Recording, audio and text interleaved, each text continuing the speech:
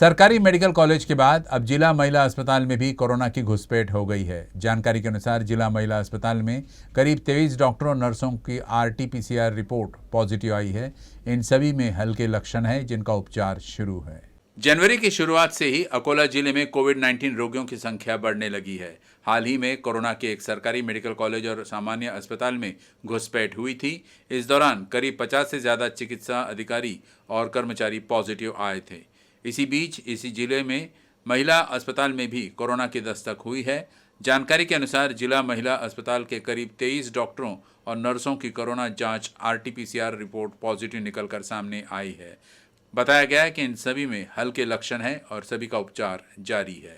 मुख्यमंत्री एवं वित्त एवं योजना मंत्री अजित पवार की उपस्थिति में हुई ऑनलाइन बैठक में अकोला जिले में विभिन्न विकास कार्यों के लिए सरकार द्वारा 50.76 करोड़ रुपए स्वीकृत किया गया है। उप मुख्यमंत्री एवं वित्त मंत्री अजित पवार ने घोषणा की कि 2022-2023 के लिए जिले की सामान्य योजना की रूपरेखा में इसे बढ़ाया जा रहा है। जिला वार्षिक योजना की सामान्य योजना को लेकर उप मुख्यमंत्री पवार की अध्यक्षता में समीक्षा बैठक की गई। उप मुख्यमंत्री पवार ने निर्देश दिया है कि 31 जनवरी को मंत्रालय में अलग से बैठक की जाए। ओमिक्रॉन वायरस के बढ़ते मामलों को ध्यान में रखते हुए वीडियो कॉन्फ्रेंसिंग के जरिए बैठक हुई। विभिन्न एजेंसियों ने वृद्धि के लिए धन की मांग की थी।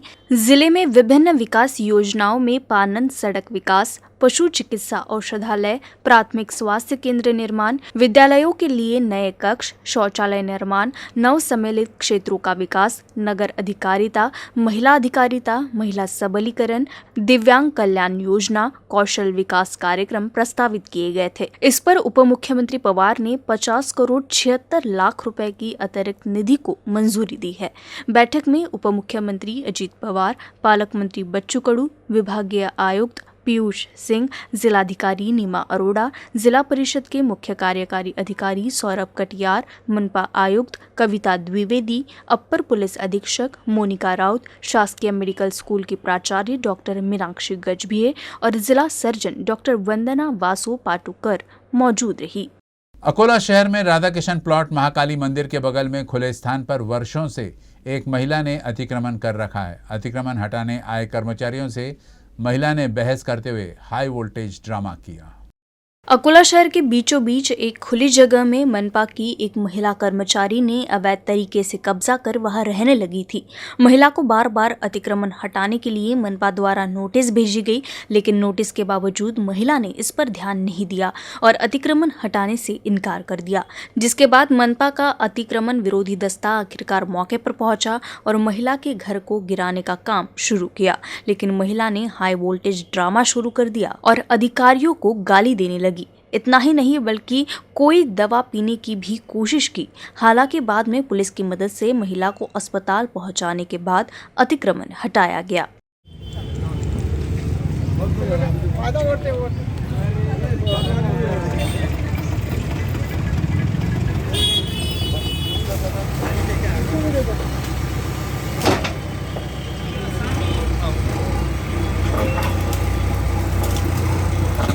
अकोला सरकारी मेडिकल कॉलेज की डीन डॉक्टर मीनाक्षी गजभिये के खिलाफ शिकायत दर्ज कराई गई है। इस संदर्भ में अस्पताल के अधिकारियों और कर्मचारियों द्वारा मुंबई में चिकित्सा शिक्षा और अनुसंधान में ये शिकायत की गई है। इस बीच मंगलवार को इस विषय पर सुनवाई हुई। शिकायत सुनवाई में अधीक्षक के साथ शिकायतकर्ता, अधिकारी, कर्मचारी को उपस्थित होना निर्धारित था। सरकारी मेडिकल कॉलेज वर्ग 1 से 4 तक के अधिकारियों और कर्मचारियों ने चिकित्सा शिक्षा और अनुसंधान आयुक्त मुंबई के पास शिकायत दर्ज कराई है। चिकित्सा सूत्रों के अनुसार बागडोर संभालने के बाद अधिष्ठाता ने मनमानी और तानाशाही से काम करना शुरू किया। शिकायत के मुताबिक सुनवाई को लेकर कलेक्टर कार्यालय ने नोटिस जारी किया है। सुनवाई 25 जनवरी को सुबह 10 बजे कलेक्टर कार्यालय में निर्धारित की गई थी। बुल्ढाना जिले के शेगांव में कोरोना के बढ़ते संक्रमण को देखते हुए साप्ताहिक बाजारों को बंद रखा गया है। इस संदर्भ में जिला कलेक्टर रामास्वामी ने एक आदेश भी जारी किया था। हालांकि इस आदेश को लागू करने के लिए नगर पालिका ने साप्ताहिक बाजार क्षेत्र में ही नाकाबंदी कर सड़कों को जाम कर दिया था।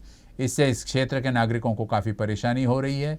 इसी मसले पर शिवसेना ने स्थानीय प्रशासनिक अधिकारियों को निवेदन सौंपकर इन बाधाओं को तुरंत हटाने की मांग की है। जिले में कोरोना को फैलने से रोकने के लिए जिला कलेक्टर ने एहतियात के तौर पर जिले में साप्ताहिक बाजारों पर रोक लगा दी है। हालांकि शेगांव में इस आदेश का अमल होता नहीं दिख रहा है। नगर पालिका द्वारा साप्ताहिक बाजार क्षेत्र में नाकाबंदी कर ही सड़कों को जाम कर दिया गया है। इससे क्षेत्र के लोगों को काफी परेशानी हुई। शिवसेना के पूर्व उप जिला अध्यक्ष अविनाश दलवी के नेतृत्व में शिव सैनिकों की ओर से रास्तों को जाम मुक्त करने की मांग की गई। इसके लिए शेगांव तहसीलदार, मुख्य अधिकारी व थानेदार ने मंगळवार को बैठक कर अधिकारियों को स्थिति से अवगत कराया। मंगळवारच्या बाजारानिमित्त दर आठवड्याला नगर परिषदेकडून बाजारात जाणारे सर्व रस्ते बंद करण्यात येतात, परंतु तरीसुद्धा त्या ठिकाणी बाजार भरतोच।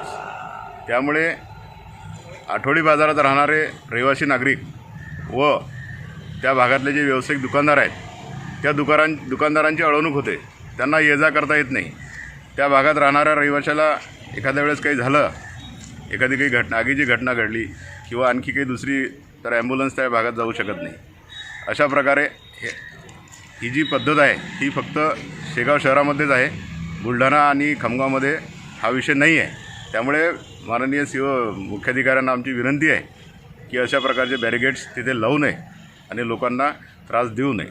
कांग्रेस विधायक राजेश एकाड़े के शेगांव नगर परिषद के मुख्य अधिकारी डॉक्टर प्रशांत शेलके के तबादले के आश्वासन के बाद 5वें दिन कांग्रेस नगर अध्यक्ष किरण बापू देशमुख का आमरण अनशन संपन्न हुआ।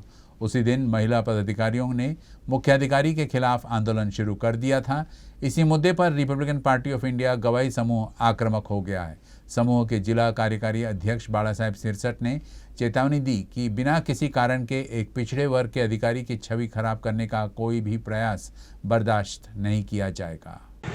नुकताच झालेल्या तहसील कार्यालयाच्या समोरील काँग्रेस पक्षाच्या शहराध्यक्षाचे आंदोलन, ही आंदोलन कशासाठी होते, जनतेच्या हितात होतात की नेमके या आंदोलनाचा उद्देश काय होतात हा अद्यापही कळलेला नाही। आता ज्या वेळेला इथं एका अधिकाऱ्याच्या विरुद्ध ज्या वेळेला इथं जातीवादी लोक मागासवर्गीय अधिकारी आहे म्हणून त्याच्या विरुद्ध आंदोलन छेडायचं कारण असो ना असो आणि चांगल्या अधिकाऱ्याची प्रतिमा खराब करण्याचे उद्देश इथल्या काँग्रेस पक्षाच्या या आंदोलनापासून मला दिसून येत आहे। याच्यासाठी रिपब्लिकन पक्ष हा कदापही सहन करून घेणार नाही। याच्यामध्ये आमची पहिलेच इथं अधिकाऱ्यांवरती अन्याय होतात। एकट्या दुकट्याला पाहून त्या अधिकाऱ्याची प्रतिमा त्याच्या कॅबिनच्या पुढे लावलीत, कुठलीही परवानगी घेतली नाही, कुठल्याही साथीच्या रोगाची पर्वा करण्यात आलेली नाही। ज्या आया बहिणींनी आंदोलन केलं त्या आया बहिणींनी सुद्धा उत्तर दिलं नाही किंवा नेमकं त्यांचं आंदोलनाची मागणी काय आहे आणि कशाबद्दल बांगड्याचा आहेर करतायत ते। मागासवर्गीय अधिकारी आहे म्हणूनच करतायत का? मागासवर्गीयांचे जिथं जिथं अधिकारी असतील, जिथे तिथं लोकप्रतिनिधी असतील, त्यांच्या विरोधातच असे कट कारस्थान का रचले जाते, याचा जबाब या राज्य सरकारने द्यायला पाहिजेत। जर कदापि ह्या आंदोलनकर्त्यावरती या आंदोलनाचा जबाब या काँग्रेस पक्षाच्या वरिष्ठांनी दिला पाहिजे। हे जनतेची अपेक्षा आहे, ही मागासवर्गीयाची अपेक्षा आहे। सोयाबीन की कीमतें पिछले कुछ दिनों से स्थिर है और मंगलवार को सोयाबीन की कीमत अकोला कृषि उपज मंडी में 5,200 रुपये से 6,500 रुपये के बीच है। इस सीज़न की शुरुआत में सोयाबीन की अच्छी कीमत मिलने से किसान अब भी कीमतों में बढ़ोतरी का इंतजार कर रहे हैं। अकोला कृषि उपज मंडी में सोयाबीन की आवक पिछले 3-4 दिनों से कम हो रही है और औसतन 6,000 रुपये की दर से बिक रही है। मंडी समिति सोयाबीन को 2,137 क्विंटल की आय के साथ औसतन 6,000 रुपये का भाव मिला। इस वर्ष खरीफ सीजन के दौरान जिले में सोयाबीन सबसे अधिक बोई जाने वाली फसल थी। प्राकृतिक आपदाओं ने सोयाबीन का उत्पादन घटा दिया है। पिछले 2 महीनों में सोयाबीन की आपूर्ति मांग से कम रही है, जिससे कीमतों में तेज़ी आई है। अब सोयाबीन की मांग में कमी आई है। नतीजतन सोयाबीन की कीमतें घटकर 6,000 रुपये प्रति माह हो गई है। इसका असर आमदनी पर पड़ रहा है। अब केवल चुनिंदा बड़े किसानों के पास सोयाबीन अधिशेष है और उन्होंने कीमतों में वृद्धि की उम्मीद के कारण बिक्री बंद कर दी है। उप मुख्यमंत्री अजित पवार और गृह मंत्री दिलीप वलसे पाटिल ने मंगलवार को अकोला में पुलिस अधिकारियों और कर्मचारियों के लिए बनाए गए 378 फ्लैटों का उद्घाटन किया। इस मौके पर जिला पुलिस अधीक्षक जी श्रीधर ने फ्लैटों की चाबियां पुलिस अधिकारियों व कर्मचारियों को सौंपी। इमारत को अकोला की सबसे ऊंची इमारत माना जाता है। भवन निर्माण कंपनी के पास इन भवनों के रखरखाव और मरम्मत के लिए 5 साल का समय होगा। पुलिस कॉलोनी परिसर में 200 मीटर लंबे वॉकिंग ट्रैक के साथ विभिन्न खेल मैदानों का निर्माण किया गया है। इसके अलावा पुस्तकालय और वाचनालय भी बनाया गया है। पुलिस परिवार के कार्यक्रमों के लिए फंक्शन हॉल जैसी विभिन्न सुविधाएं उपलब्ध है। पुलिस कॉलोनी में 7 शानदार इमारतें हैं और प्रत्येक इमारत में 7 मंजिल है। इमारत में 3 BHK फ्लैट है और कुछ में 2 BHK फ्लैट होंगे। पुलिस अधिकारियों और कर्मचारियों के लिए आवास का सपना आज साकार हो गया। इन इमारतों के निर्माण में करीब 100 करोड़ रुपए की लागत आई है। अमरावती जिला योजना समिति द्वारा शहर पुलिस को 50 नए दोपहिया वाहन उपलब्ध कराए गए हैं। इन दोपहिया वाहनों के मिलने से पुलिस को शहर में गश्त बढ़ाने में मदद मिलेगी। घटना के तुरंत बाद स्थिति को नियंत्रण में लाने के लिए नगर पुलिस के सहयोग से जिला योजना समिति से 50 नए दोपहिया वाहन प्राप्त हुए हैं। नई बाइक का इस्तेमाल कानून व्यवस्था बनाए रखने के लिए किया जाएगा। थाने की सीमा के भीतर नागरिकों की सुविधा के लिए डायल 112 दामिनी पथक, सिटी पेट्रोल सहित थाने के दिन प्रतिदिन के संचालन के लिए आवश्यकता के अनुसार नए दोपहिया वाहनों का वितरण किया गया। नगर पुलिस बल के मोटर परिवहन विभाग में जिला योजना समिति से प्राप्त 50 नए दोपहिया वाहनों को इसी हालत में रखा गया है। कमिश्नरेट के स्तर पर हर थाने में 2 दोपहिया और बड़े थानों में 2 जीप है। इसके अलावा मुख्यालय में गश्त पर चल रहे चार्ली कमांडो के दामिनी दस्ते के पास ऐसे दोपहिया वाहन है। शहर के अपराधों और घटनाओं की संख्या को ध्यान में रखते हुए एक नया दोपहिया वाहन प्राप्त करने के लिए नगर पुलिस बल द्वारा जिला योजना समिति को एक प्रस्ताव भेजा गया था। इसके मुताबिक 50 नई बाइक्स मिली है। राष्ट्रीय मतदाता दिवस के अवसर पर अमरावती जिला निर्वाचन कार्यालय द्वारा राष्ट्रीय सेवा योजना के सहयोग से विशेष कार्यक्रम का आयोजन किया गया। राष्ट्रीय मतदाता दिवस के अवसर पर जिला निर्वाचन कार्यालय द्वारा राष्ट्रीय सेवा योजना के सहयोग से बचत भवन में कार्यक्रम का आयोजन किया गया। संभाग आयुक्त पीयूष सिंह, कलेक्टर पवनीत कौर, संत गाडगे बाबा अमरावती विश्वविद्यालय के रजिस्ट्रार डॉक्टर तुषार देशमुख, उप जिला निर्वाचन अधिकारी नरेंद्र फूलजले, अनुमंडल पदाधिकारी उदय सिंह राजपूत, रंजीत भोंसले, तहसीलदार संतोष काकड़े आदि उपस्थित थे। मतदान प्रत्येक जिम्मेदार नागरिक का अधिकार और कर्तव्य है। देश में बड़ी संख्या में युवा है, इसीलिए देश के उज्जवल भविष्य के लिए युवाओं को मतदान के प्रति जागरूक होने की जरूरत है। इसके लिए राष्ट्रीय सेवा योजना के माध्यम से मतदान प्रक्रिया में युवाओं की भागीदारी बढ़ाने के लिए अधिक से अधिक प्रयास किए जाने चाहिए। चुनाव आयोग की स्थापना 1950 में हुई थी। भारत में हर साल चुनाव आयोग की स्थापना के दिन राष्ट्रीय मतदाता दिवस मनाया जाता है। इस वर्ष की थीम है चुनाव को व्यापक, आसान और सहभागी बनाना है।